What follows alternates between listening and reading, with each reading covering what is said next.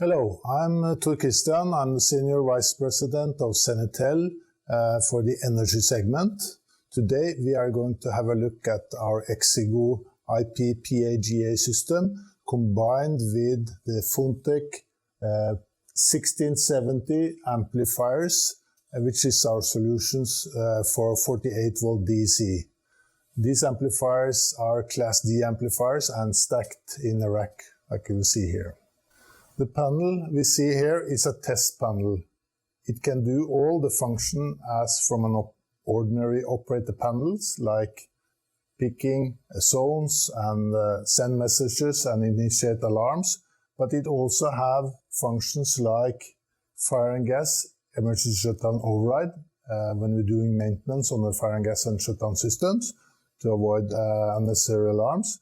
We have testing of tick tone, which we can initiate from this panel.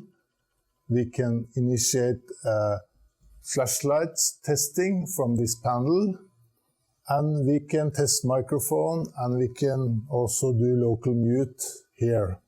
And the electronics that we use for monitoring the flashlight is mounted inside the cabinet.